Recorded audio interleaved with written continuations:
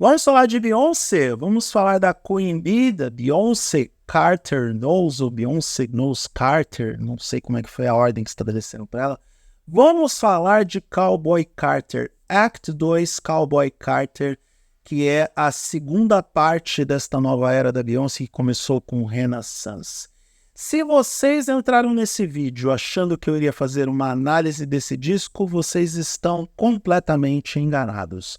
É um disco excelente, eu já ouvi ele inteiro 2 vezes, eu adoro Texas Hold'em, e eu estou acompanhando de perto alguns comentários que algumas das pessoas que eu conheço na internet estão fazendo. Teve um colega meu, de produtor de conteúdo na internet, que falou o seguinte: estão glorificando a Beyoncé porque ela fez um disco de covers de música country.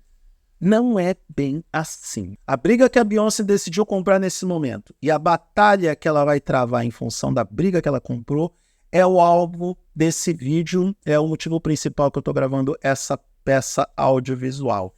E também colocar contexto da importância que Cowboy Carter já tem e pode ter no futuro. Desde já eu digo, Act 2 Cowboy Carter está indicado a álbum do ano do Grammys 2025. Nós estamos em abril e eu estou falando que este álbum já está indicado ao álbum do ano do Grammy do ano que vem. Isso é fato. Agora eu tenho que explicar por quê. Mas para explicar a importância desse álbum e qual é a dimensão da briga que a Beyoncé comprou, eu tenho que começar a voltar no tempo. E eu espero que vocês me acompanhem nessa volta ao tempo, até mesmo para mostrar que existe uma batalha entre apropriação cultural e reparação histórica. E no caso que Beyoncé está buscando com Cowboy Carter é justamente reparação histórica para combater uma enorme apropriação cultural que o povo branco norte-americano fez ao longo dos séculos. E que bom que isso está acontecendo nesse momento, que bom que eu posso falar sobre isso e que bom que você está aqui para me ouvir falar sobre isso. Vamos começar pela música pop? A música pop contemporânea é pautada por aquilo que Michael Jackson fez na década de 80.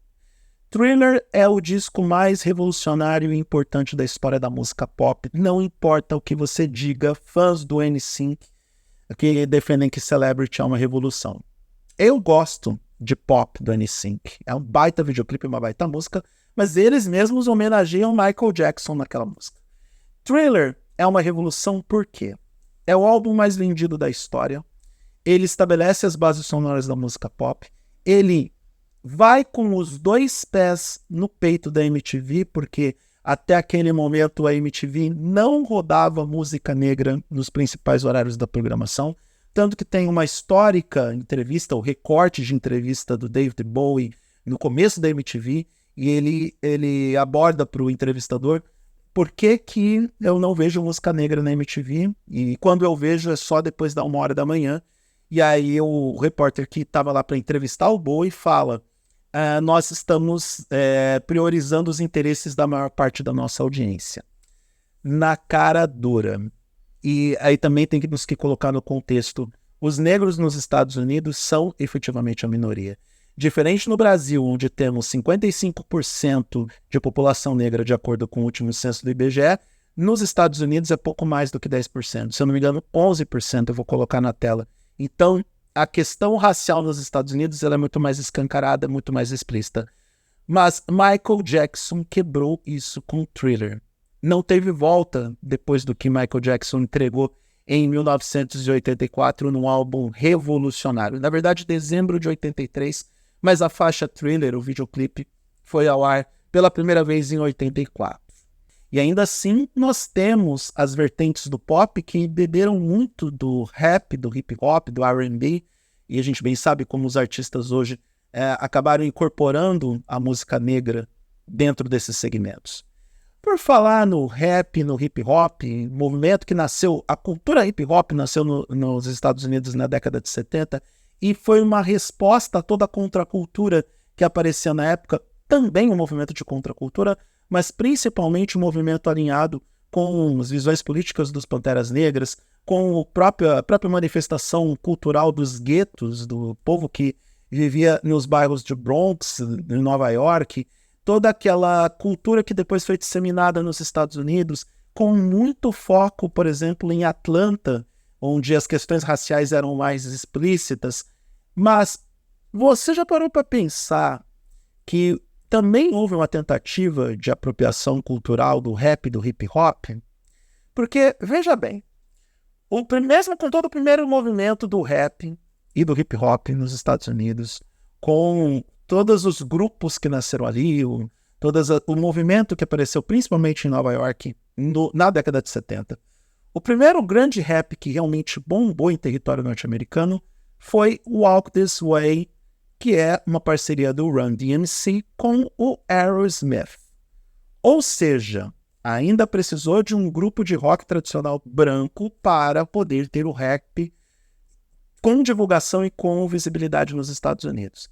Ao mesmo tempo, a gente teve os Beastie Boys em Nova York surgindo e impulsionando ainda mais o cenário.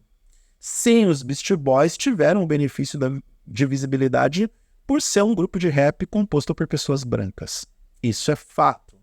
E na esteira disso, e tudo bem, o rap estava evoluindo com os artistas negros, com o Will Smith, com o Dr. Dre, com o CC Music Factory, com o Run DMC, com o Flavor Flav, com todos os artistas que estavam começando nessa trajetória na década de 80. Mas aí no começo da década de 90 veio o Vanilla Ice. O Vanilla Ice é um safado, porque não apenas ele se valeu e se beneficiou do rap, como ele teve a coragem de plagiar o Under Pressure, que é uma parceria do Queen com David Bowie. Ele foi processado por isso. Mas enquanto o Vanilla Ice nos envergonhava no começo da década de 90, roubando músicas dos outros e, enfim, se apropriando culturalmente de algo que originalmente não era dele, a gente tinha Tupac Shakur, Notorious B.I.G., o próprio Jay-Z, tínhamos o Dr. Dre também avançando, todo um cenário se construindo dentro da década de 90, impulsionando o rap e o hip hop. Tudo bem, no final dessa década veio o Eminem, só que o Eminem teve muito mais visibilidade do que todos os outros, que tiveram que lutar muito mais para ter esse reconhecimento na música. Para vocês terem uma ideia, o rap no final dos anos 90, começo dos anos 2000, se tornou mainstream de vez com o Eminem. Tudo bem, a gente já tinha um cenário consolidado, a gente já tinha o Jay-Z com álbuns incríveis. O próprio rap e o hip hop foi muito estigmatizado, foi criminalizado, foi associado à cultura dos gangues, à cultura de tráfico de drogas e tráfico de armas. Foi muito promovido em função da batalha de Costa Leste contra a Costa Oeste, representados pelo Tupac e Notorious B.I.G., mas com um tom, uma visibilidade um tanto quanto criminosa, não associando como uma cultura musical, mas sim com aquela aura de violência que esses estilos musicais carregavam por trás. O Will Smith meio que quebrou isso na década de 90, trazendo o pop, um estilo mais pop para o rap e para o hip hop.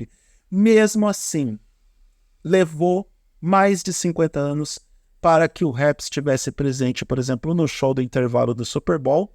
E isso só aconteceu porque aquela cultura, aquele movimento estava completando 50 anos. Então, a gente está vendo essa tentativa de apropriação da música negra ao longo das décadas. O rock, o criador, o inventor do rock, o cara que pela primeira vez distorceu o som, colocou o som mais elétrico e com riffs para as guitarras, foi o Chuck Berry. Elvis Presley é chamado de rei do rock e não merece o reinado.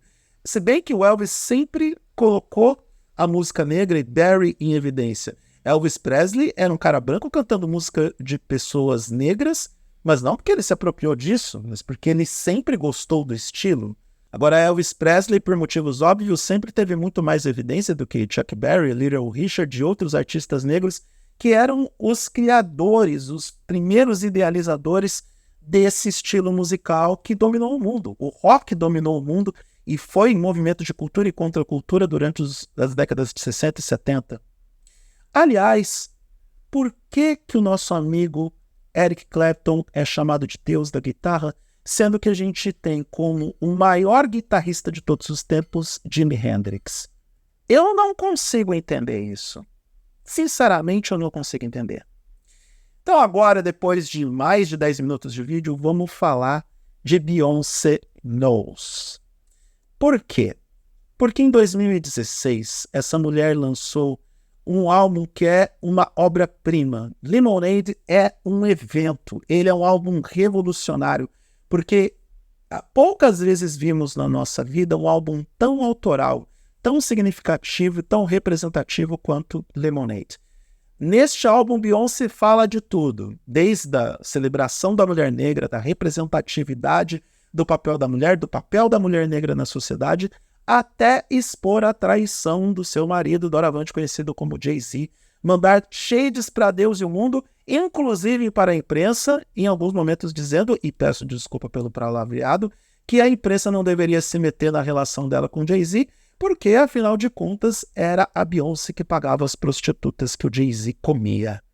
E isso porque ela não isentou o Jay-Z das traições que ele cometeu. Aliás, até hoje queremos saber quem é a Becky do cabelo bom. Tem gente que afirma que é a tal da Rachel Roy, que era a ex de um ex-sócio do Jay-Z. Enfim, é uma história que outras pessoas contam melhor. Um dos grandes crimes que o Grammy cometeu em 2017 foi não dar o prêmio de álbum do ano para Lemonade. Todo mundo sabia que este álbum merecia vencer como o melhor do ano, porque ele era muito diferente de tudo, ele era disruptivo, ele era à frente do seu tempo, ele era o resultado de todo o progresso e evolução que as mulheres negras nos Estados Unidos tiveram que passar e lutar desde as décadas de 50 e 60. E eu sempre digo que se não existisse Aretha Franklin, não existisse Tina Turner, jamais existiria uma Beyoncé. E de certo modo, Lemonade é uma grande homenagem para essas duas cantoras. Porque Tina Turner decidiu cantar as dores do seu relacionamento abusivo com o Ike Turner e escancarou para o mundo essa relação. E muitas outras artistas que vieram depois, a gente pode citar a Madonna, podemos citar Britney Spears, todo mundo que veio depois se beneficiou ou aprendeu com esse ato de coragem da Tina Turner. E a Aretha Franklin, que é conhecida como a melhor cantora de todos os tempos, porque ela vai de soul music à ópera, ela cantou Respect lá atrás, que segundo a revista Rolling Stone é a número 1 da lista das 500 maiores canções de todos os tempos. Então, Beyoncé já passou por esse desafio de enfrentar o status quo com um álbum que representava ela mesma, representava um coletivo, representava uma geração, um álbum extremamente autoral que não foi devidamente reconhecido pelo Grammy. E acho, sinceramente, que a luta agora da Beyoncé com o Cowboy Carter não é pelo reconhecimento na principal premiação de música dos Estados Unidos. A luta dela agora é por reparação histórica. Cowboy Carter, para os mais leigos, é um álbum de música country. Beyoncé fala de suas origens como ser humano e também de toda a sua relação com esse estilo musical, que ela até tentou fazer na infância, mas não conseguiu, porque, afinal de contas, pessoas negras não cantam country, que dirá uma mulher negra. Então, fizeram um estudo que analisaram 11.500 músicas que fizeram parte das listas do Hot 100 de Country da Billboard. Dessas, apenas 144 músicas são de artistas negros. E dessas 144 músicas, apenas 4 são de mulheres negras. É uma batalha. O country é mais um estilo musical que foi refém, vítima ou consequência de uma apropriação cultural. Ele é majoritariamente branco, ele é um dos legados do norte-americano médio, e aí entenda norte-americano médio porque efetivamente a maioria dos norte-americanos é composta por pessoas brancas. Isso é fato. Agora, qual é o instrumento mais importante do country norte-americano? Você aí que está vendo esse vídeo até agora, que não se revoltou comigo, você sabe qual é esse instrumento? A resposta é o banjo. Qual é a origem do banjo? Sim, eu fui pesquisar. O banjo é um instrumento de origem africana, que foi definido nesse formato pelos escravos e desenvolvido pelos mexicanos, ou seja, um dos grandes legados do povo americano tem 0% de origem norte-americana. Até porque, se a gente parar para pensar nos Estados Unidos, é um país de imigrantes. Porque os nativos norte-americanos foram massacrados pelos imigrantes que tinham as armas, que tinham a tecnologia e que tinham espelhos e uma partitura musical para trocar cidades. Então, a batalha de Beyoncé, que nesse momento está sendo boicotada pelas rádios de country, que alegam que não podem tocar as faixas de Cowboy Carter, porque, afinal de contas, Beyoncé é uma artista de hip hop e R&B, ou uma artista pop, e são rádios tradicionalmente country, vai além dessa suposta leitura sobre estilo e segmentação musical. Sim, é uma batalha por reparação histórica.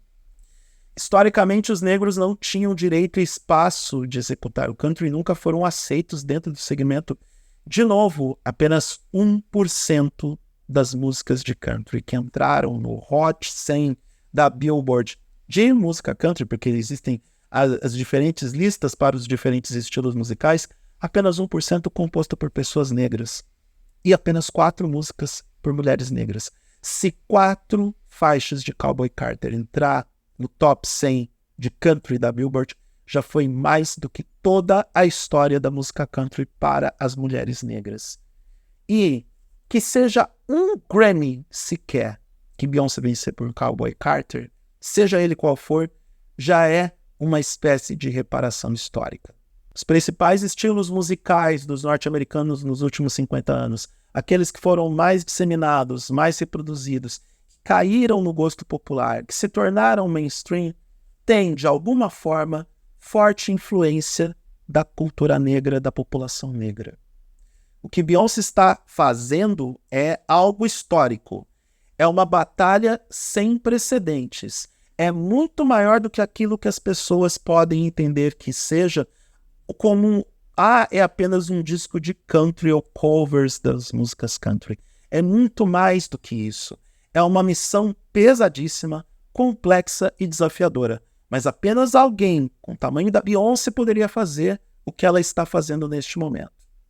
Eu adoro ver essas iniciativas acontecendo diante dos meus olhos. Eu digo que se eu não fosse uma pessoa ligada ao mundo da tecnologia, ligada ao jornalismo, à produção de conteúdo, eu seria professor de história, porque eu sou apaixonado por essa matéria e o que nós estamos testemunhando nesse momento é história sendo escrita. Eu acredito que a academia, ou a indústria fonográfica, a gente fala academia por causa do Oscar, mas a indústria fonográfica ainda vai ser um pouco resistente a Cowboy Carter. Talvez Beyoncé não vença como álbum do ano de novo por conta da resistência de um grupo que ainda é composta majoritariamente por pessoas que não querem que o mundo mude e vão entender que não é um disco de country, é um disco de uma artista que faz música negra, que faz música preta, tentando invadir o parquinho dos brancos. Eu sei que esse papo pode parecer reaça, pode parecer esquerdista para muita gente, eu não tô nem aí, eu sei que eu vou perder audiência por causa desse vídeo. Mas eu entendo que é importante eu tentar passar para os fãs da Beyoncé, para aquelas pessoas que estão lá incondicionalmente acompanhando o trabalho dela ao longo de décadas, que elas entendam o tamanho que Cowboy Carter tem e que ajudem a promover esse álbum também por causa disso. Porque nós estamos vendo a história ser escrita. E como é bom a gente ter artistas conscientes do seu papel, conscientes do seu tamanho dentro da sociedade e que estão dispostas a usar do seu poder para modificar o cenário, modificar o jogo. O que Cowboy Carter está fazendo é plantando uma semente para o futuro. Assim como vários filmes, vários artistas, várias músicas que estão em evidência hoje e que mostram sinais de transformação de agentes que foram plantados lá atrás. Eu comecei esse vídeo citando o Michael Jackson e a gente vê artistas como Bruno Mars e The Weeknd estourados hoje que têm enorme influência de Michael Jackson e que estão perpetuando e promovendo, inclusive, algo que é definitivo, que a música pop que conhecemos hoje veio através de um cara negro. Algo que não foi feito, por exemplo, com rock, porque as novas gerações não sabem quem é Chuck Berry. Então, que Beyoncé seja bem-sucedida nessa iniciativa, que ela seja bem-sucedida na sua proposta de oferecer para a cultura negra, para a comunidade negra, uma reparação histórica e roubando de volta aquilo que a galera branca roubou da galera negra, que é a música country. Isso vai ser muito divertido de se ver. Eu acho que John Wayne está se revirando no túmulo. E o que é mais legal, só para encerrar o vídeo, Willie Nelson e Dolly Parton, que são gigantes na música country, estão apoiando e respaldando Beyoncé nessa empreitada. Olha, quem poderia prever? Que bom que eu cheguei nesse tempo e estou vendo esse mundo em constante transformação.